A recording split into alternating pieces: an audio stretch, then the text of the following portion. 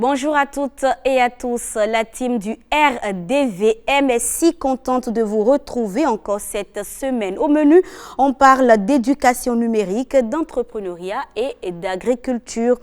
Ne changez donc pas de position, on développe après ceci.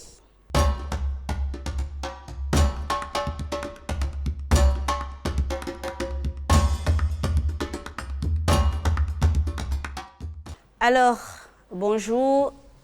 Monsieur Yaya, Oseni Yaya, bonjour. Bonjour, l'insolente fleur. Comment tu vas? Super bien, et vous-même? Ça va très bien. Ariane Da Silva, bonjour. Bonjour Rebecca, comment vas-tu? Ça va très bien et toi-même? Ça va. Pourquoi tu es si loin de moi aujourd'hui? Ben, j'ai pas fait exprès. Loin des yeux, près du cœur, quoi. Alors, on a deux invités sur le plateau. Junior, c'est Junios? Junior. Pourquoi pour vous Yaes à la fin? Ben, c'est parti. D'accord. Il est unique. Alors, Junior Ola Mounirou est notre digitaliste cette semaine. Avec lui, nous allons parler de l'initiation à l'intelligence artificielle. L'invité de Ariane Da Silva. Ariane, nous recevons qui? On va recevoir une personne, on va dire, spéciale, qu'on n'a pas l'habitude de recevoir par ici, parce que c'est souvent les entrepreneurs. Mais aujourd'hui, on va recevoir quelqu'un qui coach les entrepreneurs. Donc en fait, c'est l'entrepreneur des entrepreneurs. C'est le maestro, quoi. Voilà, le maestro ça des devient intéressant. Ça devient intéressant. On va te retrouver tout à l'heure. Mais avant, on parle de coaching numérique avec Junior Ola Mounirou. Donc j'ai commencé par le dire, vous êtes digitaliste. Et avec vous, nous allons parler de l'initiation à l'intelligence artificielle. Déjà, quand on parle d'intelligence artificielle, c'est quoi? Alors, merci beaucoup. Déjà, dans un premier temps, il faut savoir que l'intelligence artificielle, c'est une branche de l'informatique qui consiste à créer des machines ou des programmes informatiques capables de résoudre ou d'accomplir des tâches qui nécessitent normalement l'intervention et l'intelligence humaine. Donc, de façon très très simple, c'est ça un peu l'intelligence artificielle. Donc, plutôt que sur l'intelligence humaine, étant donné que ça a été créé par des humains, donc l'intelligence artificielle.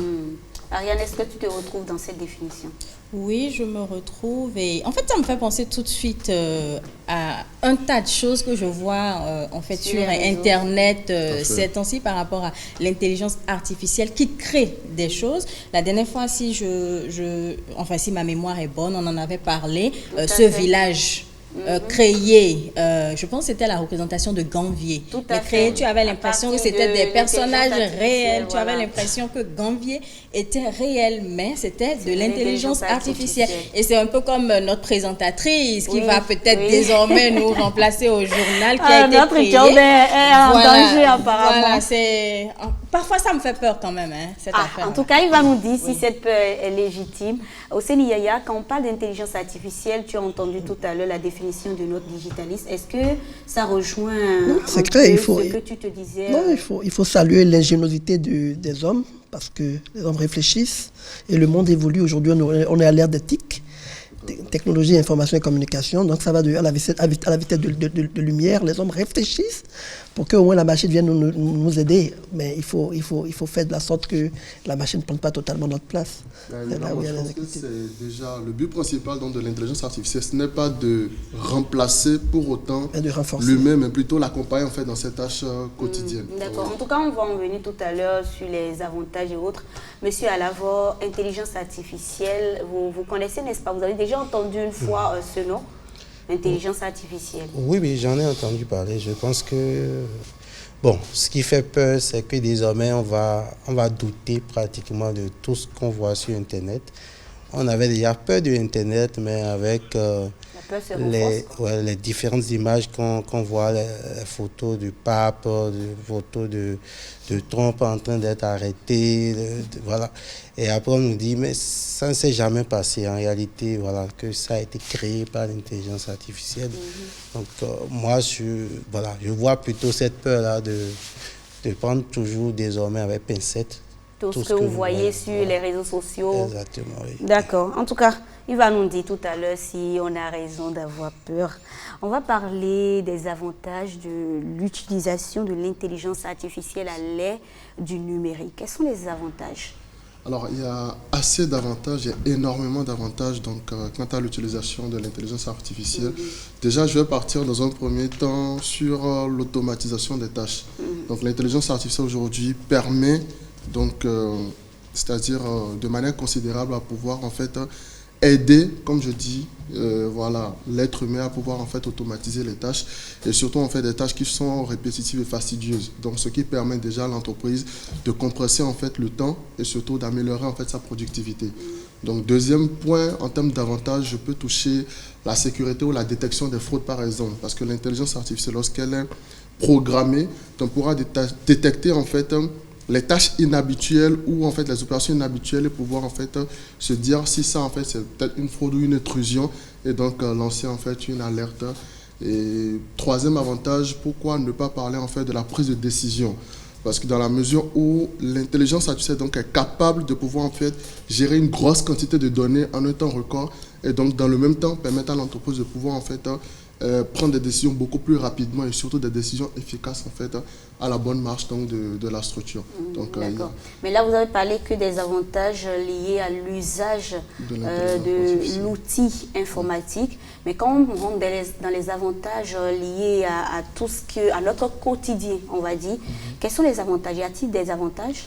Si on prend même le domaine de la santé aujourd'hui, l'intelligence artificielle permet de pouvoir être précis en fait dans les diagnostics, parce qu'elle pourra en fait déterminer si la personne en fait souffre de tel mal ou de tel mal à travers en fait les symptômes qu'elle arrive à détecter, plutôt que ce soit l'humain en fait qui évidemment peut faire des erreurs en fait suite à la fatigue ou à n'importe quoi, donc peut-être en termes d'humeur. Mais la probabilité pour que l'intelligence artificielle se trompe sur sur la détection de tel mal sur un patient, elle est très faible.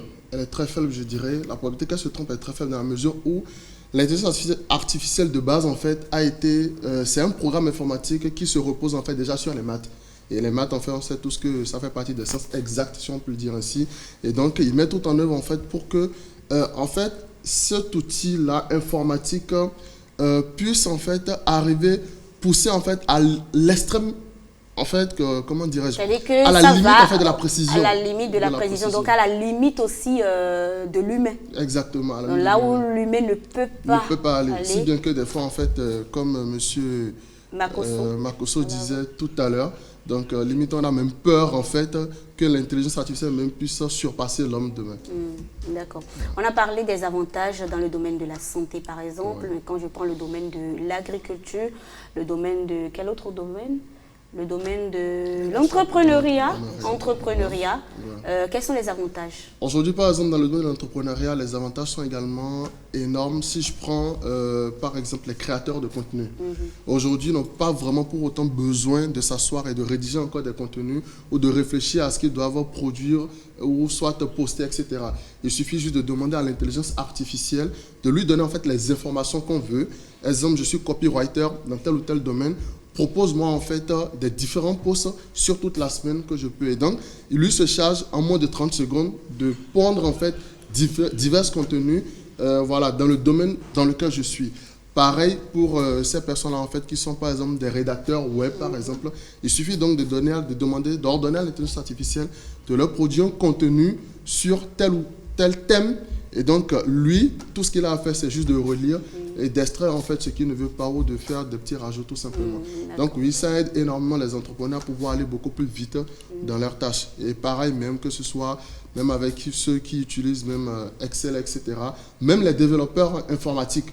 Aujourd'hui, on n'a même plus besoin en fait de réfléchir à ou se rappeler de tel programme ou comment écrire peut-être tel code en Java, etc. Il suffit de demander à l'intelligence artificielle donc qui nous pensent cela en un temps record.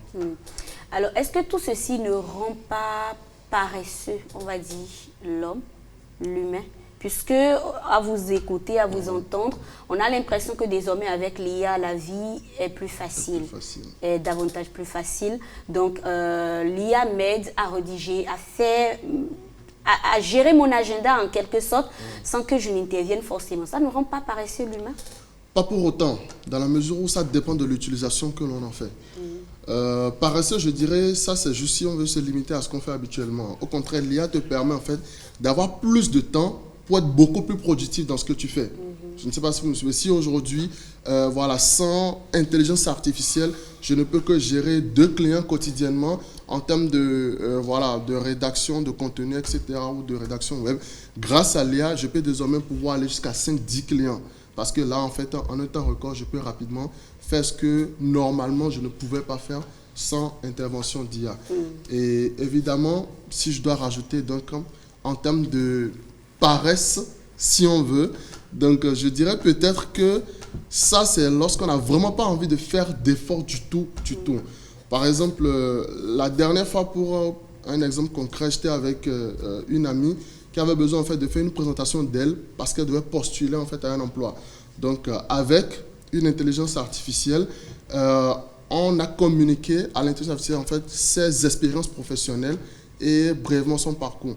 Et donc en quelques secondes, la présentation de cette amie-là a été rédigée et puis c'est allé vraiment vite. Donc oui, d'un côté, ça peut être paresseux, mais ça dépend de l'utilisation vraiment que l'on en fait. Quand on parle de l'holographe, c'est holographe, n'est-ce pas? Quand on veut faire par exemple une apparition holographique, oui. C'est de l'intelligence artificielle derrière. Oui, en quelque sorte. Comment est-ce que ça se passe? Alors, comment est-ce que ça se passe en termes en termes d'apparition holographique, le fait de ne pas forcément être là physiquement, mais qu'on ait une projection de vous, une représentation de vous, un avatar. Alors, justement, c'est ça le mot. Ça part en fait, ça passe par un avatar.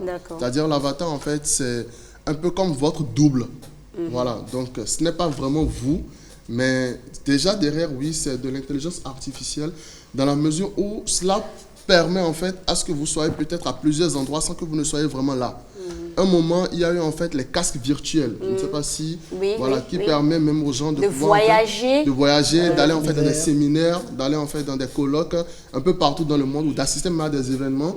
Pour exemple, il y a même un artiste américain, je ne sais pas si je dois donner le nom ou taire le nom, Justin Bieber, qui par exemple a carrément fait un concert depuis chez lui, mais les gens ils ont assisté, qu'il était peut-être, et ils ont réellement. Tout ça, c'est grâce à l'intelligence artificielle. Alors là, on a parlé beaucoup des avantages, mais quand il y a avantage quelque part, on est d'accord qu'il y a forcément des inconvénients. Donc, on aborde alors l'aspect des inconvénients liés à l'IA.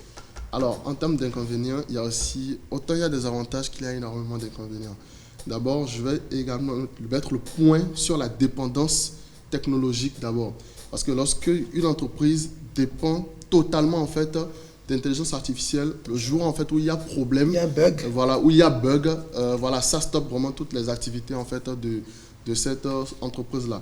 Et pareil en fait en termes de sécurité ou en termes de confidentialité des données, lorsque l'intelligence artificielle en fait a toutes les informations, il faut juste un bug en fait pour pouvoir en fait dévoiler ces informations. Pareil, la dernière fois, il y a une connaissance en fait qui testait une intelligence artificielle dans la mesure où la conversation a été tellement poussée que l'intelligence artificielle en fait menaçait ce dernier de pouvoir divulguer en fait ces informations, de pouvoir en fait ternir son image. Donc oui, il y a ces inconvénients-là. Oui, ça fait vraiment peur, mais comme je dis en fait, tout dépend des informations qu'on donne à l'intelligence artificielle. Pareil aussi, comme disait M. Makosso tout à l'heure, l'intelligence artificielle aujourd'hui pourrait être capable en fait, même si on ne le veut pas, de remplacer en fait les humains. Aujourd'hui, il y a même des banques en Occident où il y a peut-être 1 ou 2 personnes seulement. Tout est automatisé, donc tout est informatisé. Donc on n'a même plus besoin d'avoir telle ou telle personne là pour pouvoir gérer.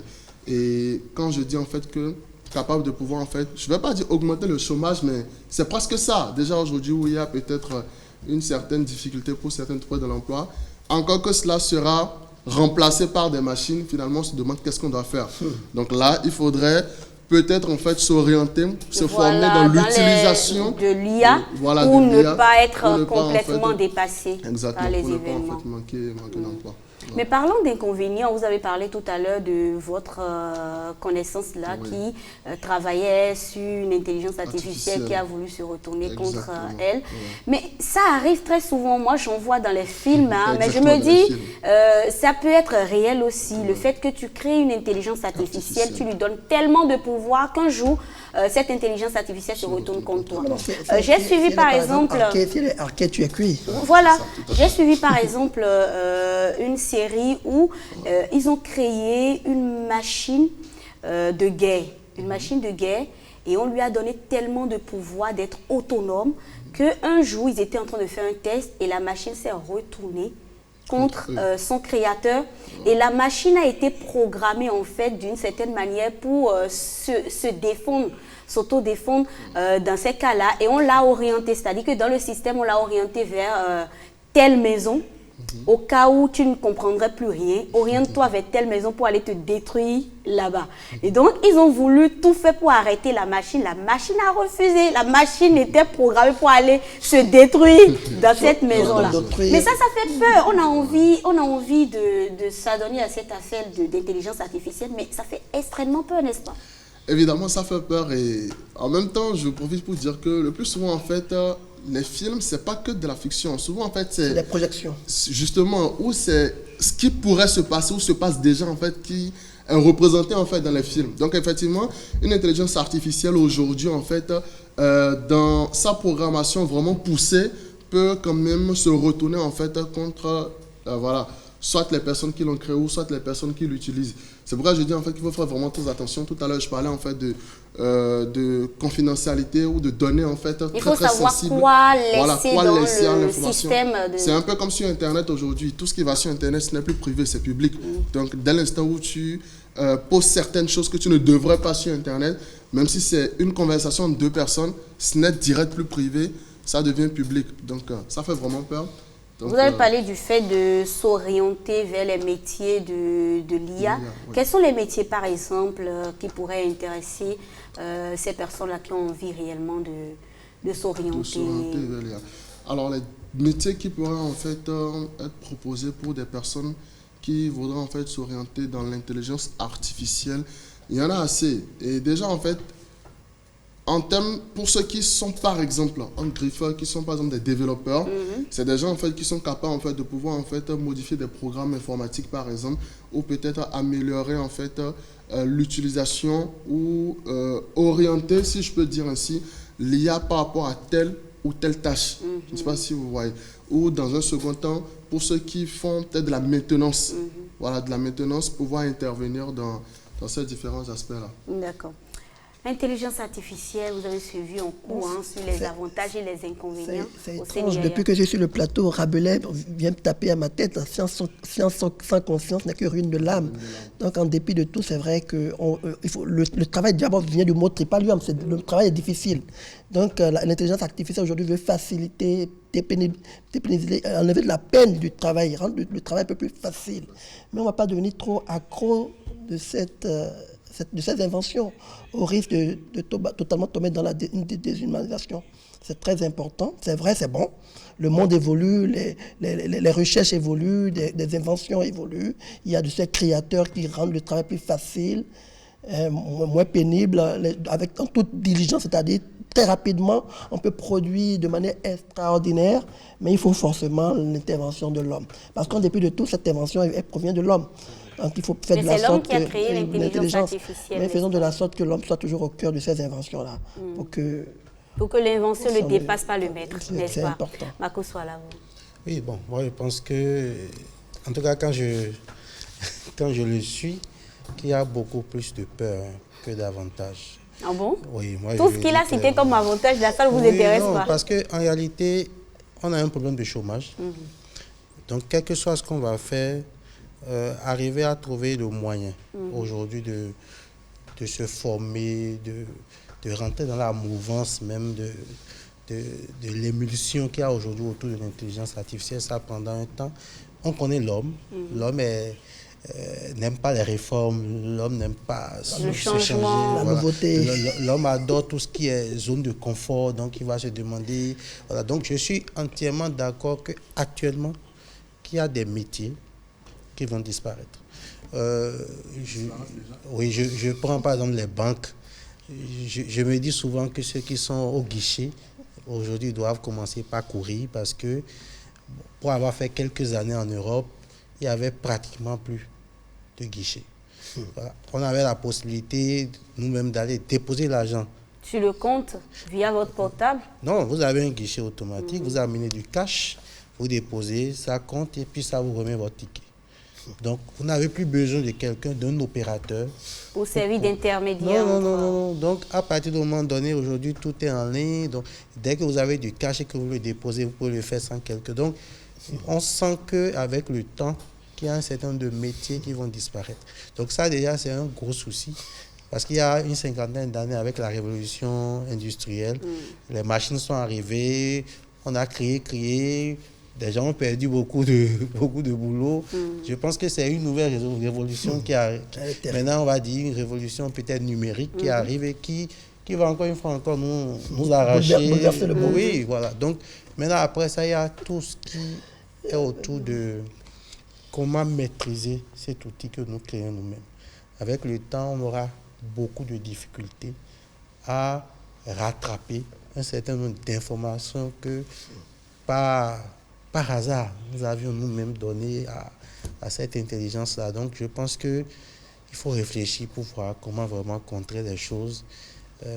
C'est difficile, à mon avis. D'accord. Je suis sceptique. Bon, il est prudent et c'est raisonnable. Oui.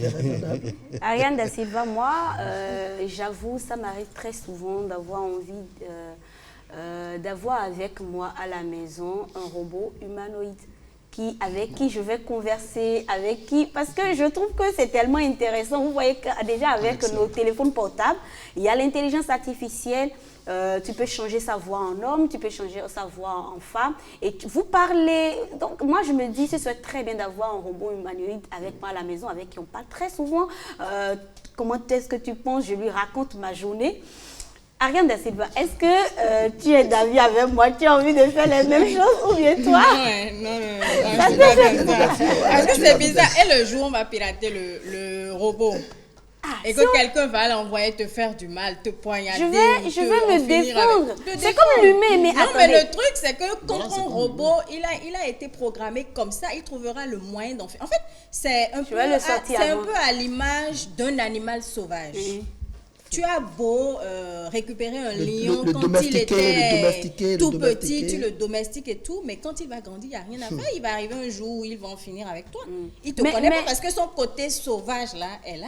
Non, mais est-ce que le robot a un côté sauvage? Le robot ne peut pas te procurer la chaleur humaine. Non, je ne dis pas que ça va remplacer l'humain. Tu me dis par exemple que tu vas peut-être lui raconter ta journée. Mais attends, est-ce que le robot est apte à comprendre tout ce que tu vas lui raconter? Ça dépend des mots. Non, il peut comprendre. Mais je suis sûre qu'il y aura forcément une limite. Par exemple, monsieur Yaya, s'il était près de toi quand tu lui racontais ta journée, il y a peut-être des réflexes que lui, il aura, que le robot n'aura pas, parce qu'il n'aura pas été programmé pour ça. Le robot a été programmé pour m'entendre, pour m'écouter, pour me donner des réponses. Tout simplement. Voilà, tout simplement. Des réponses toutes faites. Toutes faites, oui.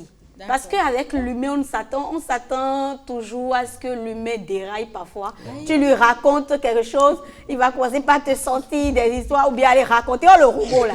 Le robot a été programmé pour m'entendre, m'écouter, m'enregistrer et c'est fini. Jusqu'au jour où je le déconnecte. Le robot est fidèle. En partie parce que le robot, lui, n'est pas capable d'avoir des émotions, par exemple. Voilà. Mais après... dans ce sens, la technologie évolue. Hein? Oui, on peut lui créer des émotions. Voilà, on lui crée des émotions, il se met à ta place, il compatit. Évidemment, et aujourd'hui, il y a même déjà, Alexia, par exemple, lorsque tu entres chez toi, Alexia te souhaite la bienvenue. Comment est-ce que ta journée s'est passée? Est-ce que ça va? C'est un robot comme ça, moi, je veux. Voilà, c'est juste posé là, tu lui demandes de mettre la musique. Voilà, mets la musique, comment... Non, mais au-delà de tout, moi, je trouve quand même que c'est bien. Jusqu'à un niveau en fait. Mais il y a en fait une limite à ne pas franchir en termes, faut pas devenir addict. Moi j'ai suivi par exemple un magazine dans lequel il y a un monsieur qui a réfléchi, il travaille pas à peine avec 3-4 personnes, où il a créé un truc où tu n'es plus obligé d'aller en banque par exemple pour ouvrir un compte et tout. Il suffit juste d'aller dans un magasin où on vend, comment on appelle ça, le tabac. Tu arrives là-bas et puis il y a le dispositif, un petit truc rouge et puis tu t'inscris, tu remplis toutes les formalités. Tu vas chercher juste ton article. Oui, et puis on t'imprime même ta carte pour les retraits au niveau des guichets, là, sur place en fait, sans personne. Le gérant même de la boutique ne t'aide pas en fait. Le gérant est là tu fais juste ton truc faire son compte à la fin de la journée. Voilà. C'est un peu comme ce film-là aussi que j'ai suivi, je ne sais pas si tu l'as suivi, Kit, la voiture qui parle. La voiture qui Voilà un film extraordinaire. Ça, c'est un extraordinaire. exemple, en fait, d'intelligence Franchement, artificielle. franchement. Qu'il est capable de faire pas mal de choses. Pas mal de choses, te protéger. Voilà, te Mais protéger. le jour où ça a changé, où on l'a piraté, si je C'est peux fini. m'exprimer Mais ainsi, bien mais sûr. qui s'est retourné contre ses En maîtres. fait, c'est ça, hein, l'inconvénient, le danger dans l'IA, faut c'est des que garde-fous, si il faut jamais des il y a garde-fous. quelqu'un qui pirate le Mal système, intentionné. En c'est fait. fini. Oui. C'est pour ça que je C'est disais que le intentionné. robot, il est un danger pour toi à la maison. Il y a des Mais limites. j'ai envie de tester. hein, genre. C'est vrai Franchement. en partie, mais est-ce que c'est pour cette raison qu'on Il ne faut va pas, qu'on ne va peut-être pas l'adopter? Parce que il y a un risque partout, hein, peu Je suis importe ce qu'on d'accord. fait, même si c'est avec un humain, il y a un risque. On a vu des Je suis personnes d'accord. qui sont follement amoureuses au départ, voilà, c'est lui qui pourrait me protéger, mais du jour au lendemain, voilà, Il il y a le eu des bourreau. violences conjugales, etc. Mais Donc, si elle yeah. adopte par exemple un robot Oui. et un jour elle tombe amoureuse du robot. du robot. Et Ça on va peut arriver. converser. Je vais renforcer ce système de telle sorte que le robot soit en mesure de me dire je t'aime quand je lui dis aussi je t'aime. Mais Je t'aime sans émotion. l'intelligence artificielle vient chez nous. Nos téléphones, Oui, c'est vrai. les caméras autour C'est de vrai, nous. oui. C'est de C'est vrai, l'évolution du monde, donc on ne pourra plus s'en passer. C'est D'accord. juste qu'il faut mettre des garde-fous pour ne pas se retrouver dans des conditions, dans des Voilà, situations voilà. compliquées. Intelligence artificielle, quand on commence par en parler, franchement, moi, ça ne me fatigue elle adore, jamais. elle J'aime adore. beaucoup l'intelligence artificielle. Elle est curieuse, elle veut Voilà. apprendre. On va résumer pour les téléspectateurs. Qu'est-ce qu'on retient, Monsieur Monero? Alors, de ce qu'on retient déjà par rapport à l'intelligence artificielle, aujourd'hui, en fait, je peux dire en fait que c'est, l'expression m'échappe, c'est la tendance. C'est la tendance aujourd'hui et on est obligé en fait de s'y conformer parce que sinon, ça va s'imposer à nous. Qu'on le veuille ou pas, c'est un peu comme les téléphones portables. C'est une mode à la limite, Voilà, quoi. ou un peu comme les smartphones, si je peux le dire ainsi. Autrefois, c'était juste les Nokia Touch. Quand les smartphones sont venus, d'autres disaient je ne peux pas utiliser un téléphone sans touche. Et si ça se casse, aujourd'hui, même toutes les bonnes dames en fait utilisent. Donc, ça va s'imposer à nous d'une manière ou d'une autre. Dans un second temps, on n'a pas à avoir peur de ça parce que la technologie, c'est la seule chose que je dirais qui ne recule pas. Ça ne fait qu'évoluer. Donc, il faudra juste en fait trouver le moyen de pouvoir en fait canaliser les choses. Voilà, de canaliser les choses sans pour autant communiquer ou divulguer ces informations personnelles qui pourraient peut-être se retenir contre nous et nous nuire un beau jour. Donc aujourd'hui, oui, les avantages de l'intelligence artificielle prennent le dessus sur les inconvénients dans la mesure où elle facilite quand même la vie à l'homme aujourd'hui, voilà, dans plusieurs domaines et dans plusieurs secteurs. Junior Ola Monero, je rappelle que vous êtes digitaliste et avec vous, on a parlé de l'intelligence artificielle. On a beaucoup plus parlé de l'initiation à l'intelligence artificielle puisque prochainement, on va aborder l'aspect des créations au niveau local. Est-ce qu'il y a des startups au Bénin qui sont dans ce domaine-là de l'intelligence artificielle? On va en énumérer quelques-unes de ces innovations. Merci beaucoup et bon retour à vous. Merci beaucoup. À vous également. Place à présent à l'entrepreneur de la semaine.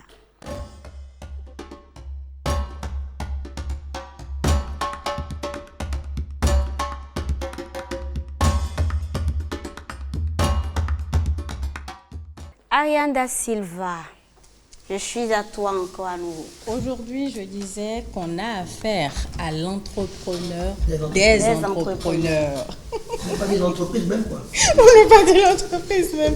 Alors aujourd'hui, on reçoit Makoso Alavo. Voilà quelqu'un, Rebecca, qui a un master de spécialisation en sciences et technologies des aliments. Il a un master professionnel de l'entrepreneuriat en économie sociale et solidaire.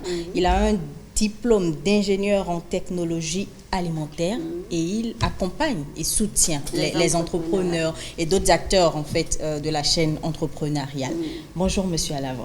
Bonjour, et bienvenue sur le plateau du rendez-vous de midi. C'est un plaisir pour moi. Alors aujourd'hui on va essayer de décortiquer un peu ce domaine-là parce que c'est vrai on reçoit des entrepreneurs par ici tous les jeudis, mais aujourd'hui on va essayer de recomprendre, Rebecca, toi et moi, Monsieur Yaya, Madame Regina, quand on parle d'entrepreneur, c'est qui?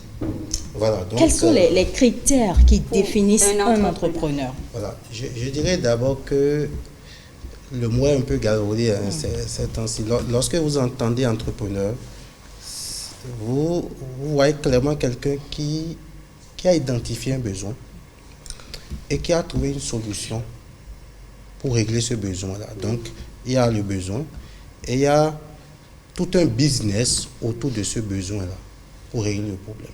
C'est ça, l'entrepreneuriat.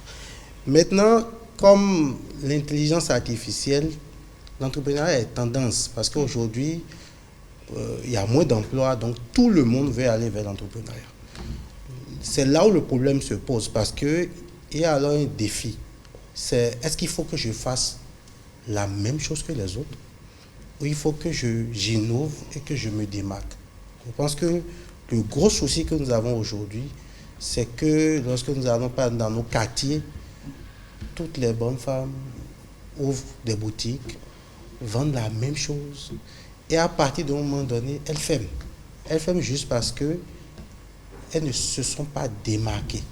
Elles n'ont pas innové. Originalité. Donc, voilà, il n'y a pas d'originalité. Donc, tout le monde fait la même chose et à partir d'un moment donné, on se pose la question aujourd'hui s'il faut continuer dans l'entrepreneuriat ou il faut carrément aller encore travailler.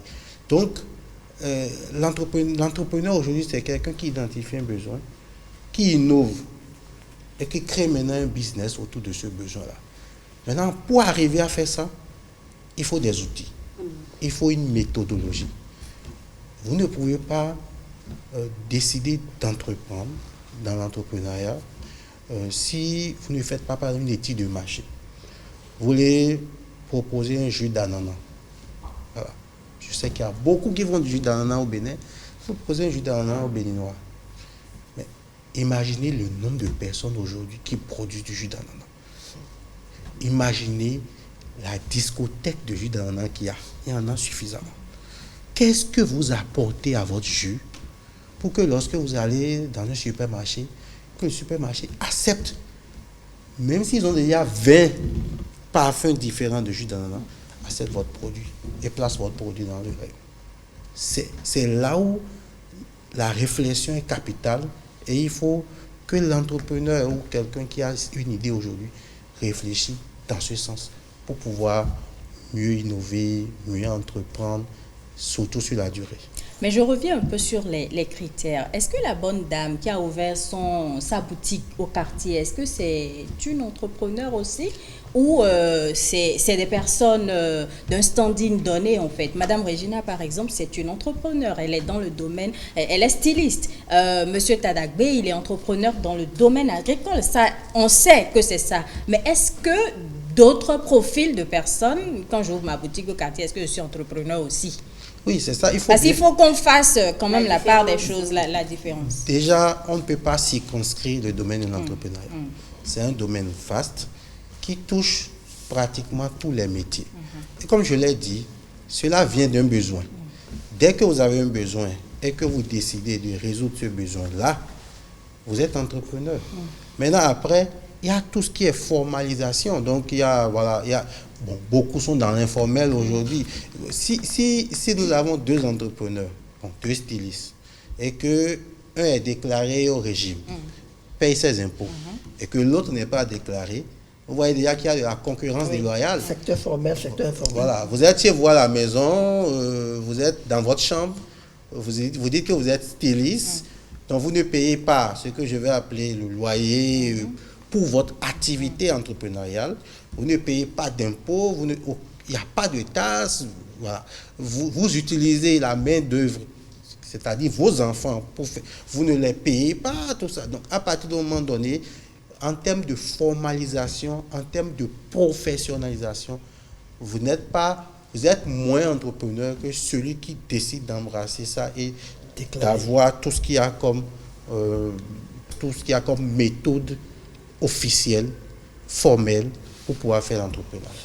Voilà. Quel est l'état des lieux qu'on peut faire aujourd'hui du secteur? Quand vous observez un peu, est-ce que vous pensez que c'est un secteur qui porte sous nos cieux? Je pense que si par exemple je suis revenu au Bénin, c'est parce que je sens qu'il y a du potentiel. Tout est à refaire chez nous. Vous voyez un peu. Ailleurs, les gens ont déjà tellement développé le Bénin est vierge. Oui, c'est vierge. Donc aujourd'hui, il faut le voir clairement.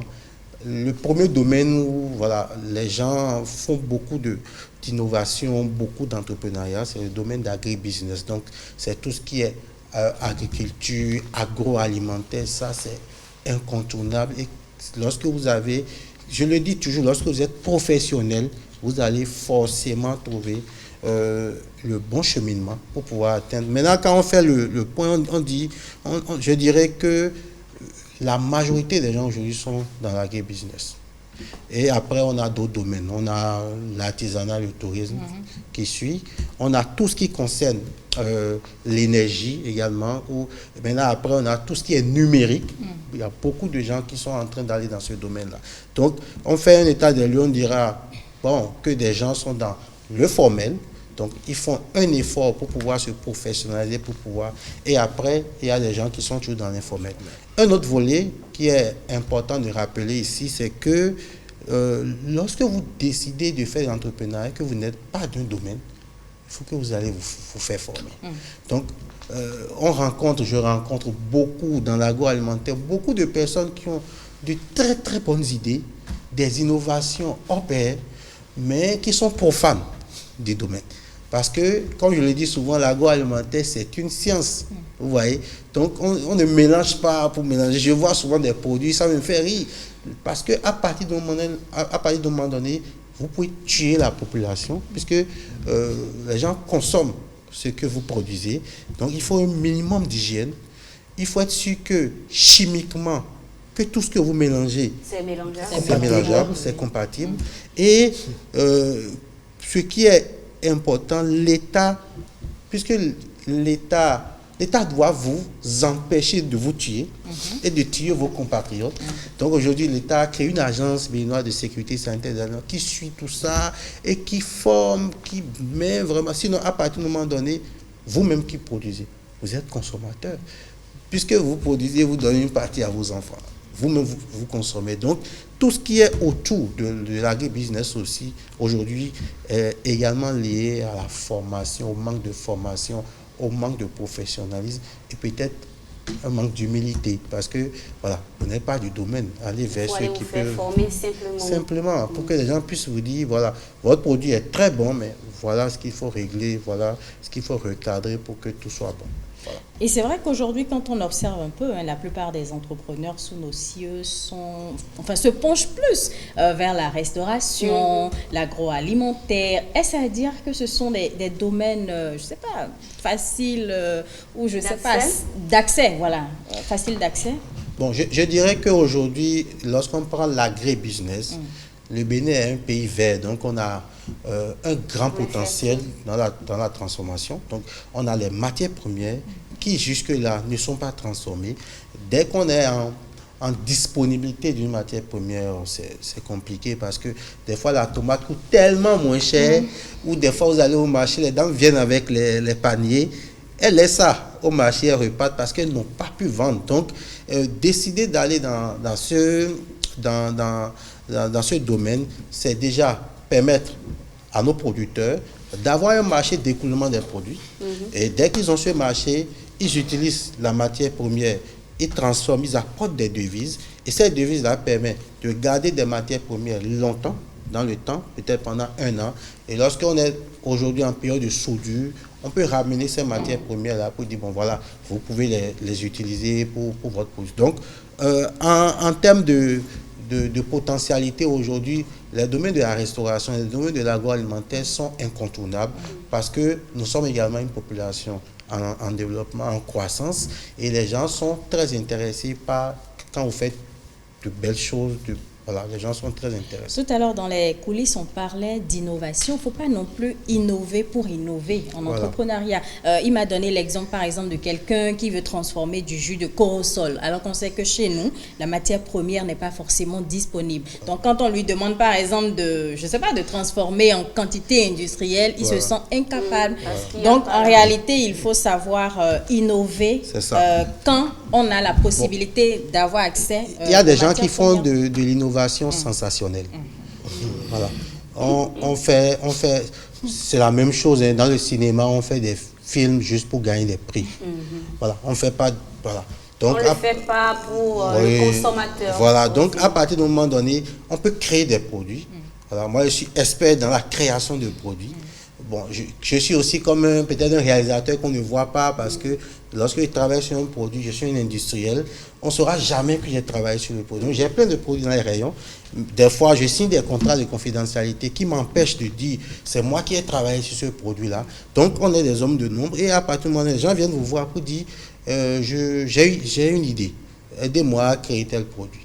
Voilà. Si c'est créer le produit pour gagner des prix, voilà, on peut vous aider. Mais vous sortez un jus de corosol, on vous demande, bon, ok, donnez-nous un conteneur. Donnez-nous un conteneur de jus de corosol. C'est impossible. Vous allez trouver la matière première où c'est impossible. Et c'est là, ils vont commencer par faire un mélange de chimie. Ils vont commencer par courir. Et voilà. Voilà, et à partir du moment donné. Et là également, je parlais de professionnalisation également tout à l'heure parce que, quoi, vous voyez, vous avez toujours utilisé vos enfants à la maison pour produire. Vous n'avez jamais, dans votre compte d'exploitation, mis main-d'œuvre, 2000 francs. Donc, le jour où on va vous dire de produire pendant une semaine et que vos enfants sont à l'école et que vous serez obligés d'aller chercher quelqu'un. Vous allez comprendre que l'importance de la main-d'œuvre. En réalité, vous n'êtes pas rentable. Vous n'êtes pas rentable. Vous n'avez jamais été rentable parce que vous avez mal calculé votre coût de revient du produit. Donc, ce que nous on fait aujourd'hui, c'est accompagner des entrepreneurs, que ce soit pour l'étude de marché, que ce soit pour la création, l'innovation sur des produits, mais également le calcul de coût. Il faut un calcul de coût rigoureux et un calcul de coût sincère. Parce que lorsque vous essayez de faire ce que vous voulez, juste pour montrer que votre business marche, tout ça, vous faites du sensationnel et vous n'allez pas durer parce qu'après quelques années, aujourd'hui, vous voyez, tout se passe bien, tout est formalisé, on commence par demander les factures normalisées. Donc là, l'entrepreneur commence à avoir des difficultés parce qu'il n'a jamais été formé, il n'a jamais été professionnel. Comme quoi, Ariane Da Silva, je suppose que c'est la fin du cours. Oui, c'est la fin. Je voulais te laisser poser la dernière question à monsieur à l'avant. Bon, comme quoi, on dit que quel que soit le domaine, la formation, elle est très importante, n'est-ce pas? Oui. Et Madame Regina, quand on parlait tout à l'heure de coûts, main-d'œuvre et autres, j'ai entendu, vous avez chuchoté quelque chose. C'est pour dire que vous êtes dans le même cas, que vous n'arrivez pas à faire... Non, en fait, c'était juste pour dire que... Que c'est vrai. Oui, que c'est vrai. Voilà. Parce que si tu ne fais pas ça, en fait, tu n'es pas rentable. C'est-à-dire que tu vas te rendre compte que tu vends un produit peut-être à 1000 francs et qui te revient à 1200. En réalité, si tu payes la main-d'œuvre. Donc, c'est pour dire que c'est important. C'est important. En tant qu'entrepreneur, elle est entrepreneur dans le domaine de la mode. Oui. Voilà. Donc, c'est important en toute chose. Et se faire former, c'est important. C'est important. Et se faire former, on peut continuer de se faire former encore tout le temps. Tout le temps. Oui. Je suis d'accord. Oui. Makoso Alavo, je rappelle que vous êtes coach. Il faut qu'il revienne parce qu'il a plein de choses à dire. Il a beaucoup de choses à dire. Forcément, il faut qu'on le ramène et qu'on le fidélise aussi. Qu'on le fidélise aussi, c'est vrai. Mais est-ce qu'il a le temps? En tout cas, on va en parler. Merci il va beaucoup. prendre l'engagement ici. C'est sûr. Vous prenez l'engagement. Vous prenez l'engagement de vous rendre disponible pour le rendez-vous de midi? Oui, je vais faire un effort. Comme elle a dit, est-ce qu'il a vraiment le Dieu? Parce que c'est très compliqué des fois. On va essayer de planifier. On va planifier. Je sais que c'est...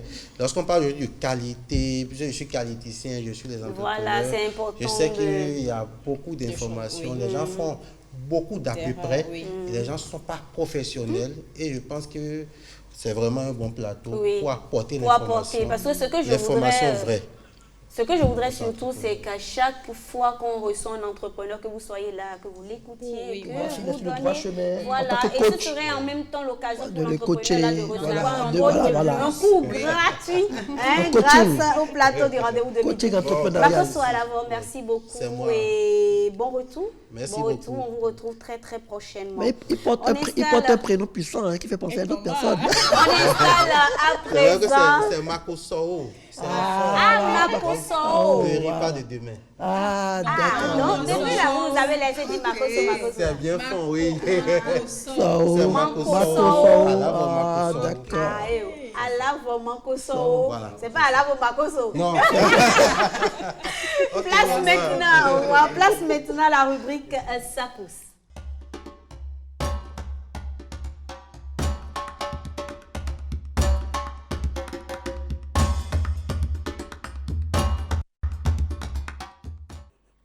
Taragwe Valère Wansou, bonjour. Bonjour Rebecca, bonjour le plateau. J'espère que ça va. Ça va, ça va. Ça pousse. Alors, nous pas. L'anniversaire a été. Il a fêté son anniversaire. Waouh. Ah bon, hein? Ah, c'est vrai qu'il a annoncé sur le plateau. C'était le 20. Faut laisser, Le 23. Faut la laisser. Le 23. Quand même, Ah, il faut qu'on rattrape ça. Attends, et Taragwe, c'était le 23, n'est-ce pas? Bon, affaire à suivre. Non, Taragwe, il faut parler au téléspectateurs. Comment ça? Non, le 28. Le 28. Bon, en tout cas, je sais pas. En tout cas, bon, on lui souhaite Que de bonheur. happy birthday. Voilà, que de comment ça bonheur. va? J'espère qu'il a eu droit à la fête À surprise. non, il n'a pas eu. Il a eu. C'est plus surprise. Il a annoncé sur le plateau, c'est plus surprise. Alors, vous souhaitez un joyeux anniversaire.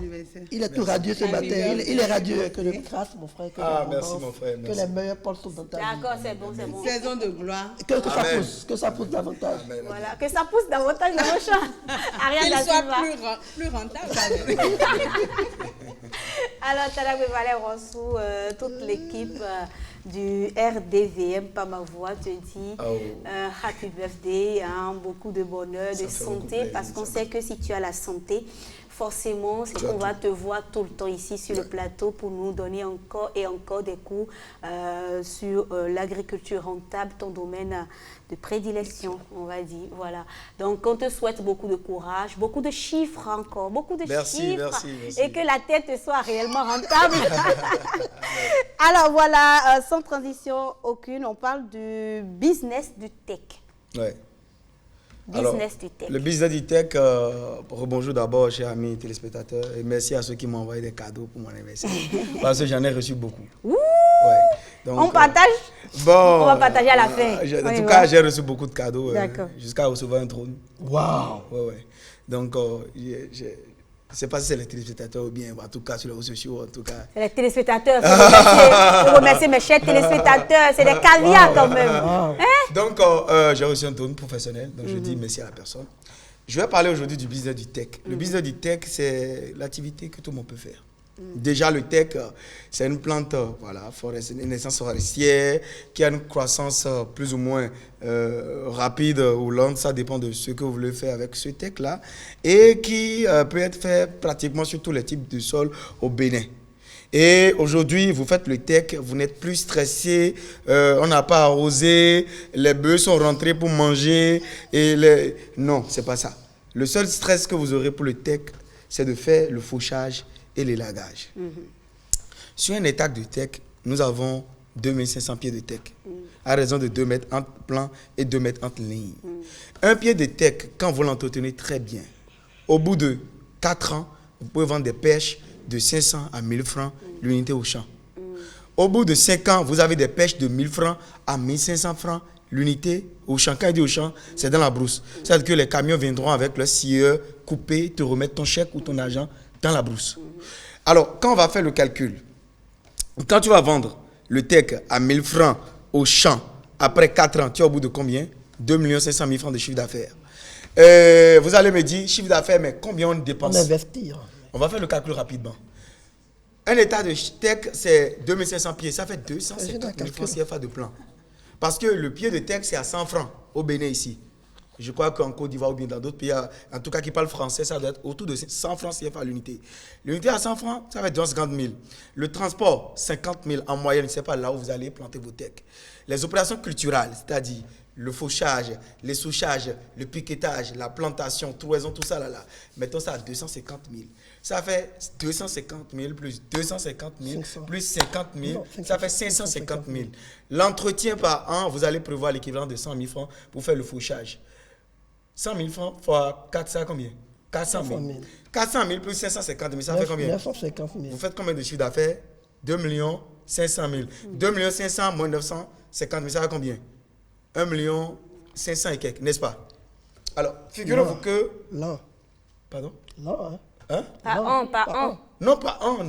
C'est après 4 ans. Après 4 Attendez, je vais vous expliquer. C'est pourquoi il dit que c'est le business qui va être adapté à tout le monde. Parce qu'il y a des gens qui ont 10 hectares. Il y a même des familles qui ont 500 hectares, n'est-ce pas? 1000 hectares. Peut-être que la famille de Rebecca possède 350 hectares, qui n'est même pas valorisé, qu'elle ne connaît même pas. Plus que ça. Et qui laisse Et après, quel danger on a? Il y a des gens qui commencent à exploiter. Et après, quand tu vas vouloir prendre la parcelle, on te met des gris-gris, on te met des bâtons dans les roues, ou bien on te colle un procès. Quand tu as ça et tu mets le tech, tu es tranquille. Et je parle seulement d'1 hectare. Donc ça fait minimum 1,5 million de bénéfices nets par hectare, par 4 ans. Sachant que l'agriculture, c'est un domaine exonéré. Donc, tu ne payes pas les impôts pour les produits agricoles que tu n'exportes pas. Si vous comprenez. Si c'est au Bénin que les produits seront utilisés, d'ailleurs, ce n'est pas toi qui payes les impôts. C'est le businessman, le Aladji, qui viendra acheter les techs chez toi, qui va payer les impôts, qui doit délivrer des factures normalisées. N'est-ce pas? Super. Toi, tu es agriculteur, tu es paysan, tu as vendu tes techs au bord champ, à bord champ. Tu prends tes 1,5 million par hectare. Si tu as 10 hectares, ça fait 15 millions sur 4 ans. Si tu as 20 hectares, ça fait 30 millions. Si tu as 5 hectares, 150 millions. Et la terre que tu as achetée, la terre t'appartient. Et le jackpot dans le tech, c'est quoi? Quand tu coupes la tête des pieds de tech, qui a déjà vu un tronc de tech tranché? Qui a déjà vu ça une fois? Qu'est-ce qui se passe? Quelques instants plus tard, ça commence par repousser au niveau des bords. Pardon? Ça fait quoi? Ça pousse à exactement nouveau, au niveau des bords. Et plus la plantation de tech, elle est vieille, plus tu rentabilises. Parce qu'après la première coupe, tu auras en moyenne 5 perches qui vont pousser. Et tu peux décider de leur donner une directive, je m'explique. D'attendre 2 ans et demi ou 2 ans et d'avoir des pêches de 500 francs au champ. Et si tu as 5 pêches par tronc, ça te fait combien? 2500 perches, 2500 francs CFA. Le chiffre d'affaires, pas 2 ans et demi ou 2 ans. Donc c'est pour vous dire que vraiment, c'est la fortune, le business du tech. Ceux qui ont des hectares, qui n'aiment pas prendre des risques, surtout ceux qui ne veulent pas risquer, ceux qui ne veulent pas entendre le mot risquer, parce que l'agriculture, c'est un domaine aléatoire. C'est très risqué, surtout quand c'est pluvial. Quand tu ne maîtrises pas l'eau, allez vers le tech, allez vers l'agroforesterie. Et l'avantage pour l'environnement, on a des réserves d'oxygène, parce que c'est une forêt naturelle et qu'on va couper, qu'on va pérenniser, et puis voilà. D'accord. Ça arrange aussi l'État. En tout cas, le business du tech, on a tout de suite envie de faire ce C'est pas tout de suite, il faut le faire maintenant. Oui, parce que tu as dit que c'est dans 4 ans. 4 ans, donc, ben, on a le temps de faire autre chose et de rentabiliser après. Non, mais en plus, les 2 premières années, tu peux associer le soja. En même temps. Bien sûr, tu peux faire le manioc. Ça ne t'empêche pas de mettre d'autres cultures. Voilà. Les pastèques. Voilà, donc c'est-à-dire qu'en 4 ans, tu sais que c'est un investissement sur 4 ans, sur le long terme. Mais entre-temps, c'est que tu continues avec d'autres cultures qui te rapportent de l'argent. Voilà. Et en plus, l'entretien, tu ne feras pas après la 2e année. Parce que quand le tech va pousser, ces feux vont empêcher la pénétration des rayons du soleil. Sans soleil, il n'y a pas de mauvaise herbe. Voilà, ça va protéger ta terre. Tu peux faire de la tomate et plein de choses en bas. Hein? Voilà, tu peux pas faire la tomate, tu peux faire des plantes qui tolèrent, escargot bien sûr. Voilà, tu peux faire des plantes qui tolèrent l'ombrage. Voilà, pas de si tu veux pas avoir de mauvaises herbes chez toi, prends une bâche, couvre la partie là, il n'y a pas de soleil, les herbes vont disparaître d'ici 2 semaines. Ok, d'accord. Voilà. Donc, vraiment, ceux qui ont des terres et qui ne l'ont pas viabilisé, qui l'ont mis en jachère, qui ne l'ont pas exploité, c'est beaucoup d'argent, c'est des millions que vous perdez chaque 4 ans. Voilà. Talagwe Valère Ransou, merci beaucoup à toi pour ce cours gratuit qu'on aime par ici, on aime ces notions. Merci à vous, chers amis, pour ce partage d'idées. Aujourd'hui, il n'y a pas eu de débat, c'est vrai. Ne vous inquiétez pas. Quand Talagwe montait tout à l'heure, il disait « J'espère qu'il n'y a pas de débat parce que je n'ai pas envie de faire le débat. » Oui, je t'expose. Tu n'aimes pas faire le débat. Mais quand tu commences ici, là, on sait ce que ça donne. C'est ce que ça donne. Aujourd'hui, Esprit, il n'y a pas de débat. Mais ne vous inquiétez pas, ce n'est que partie remise. Merci à vous, chers téléspectateurs, pour votre fidélité à cette émission, votre émission, le rendez-vous de midi. Prochain rendez-vous, c'est déjà demain à 12h. En attendant, prenez bien soin de vous. Bye bye. Ça pousse.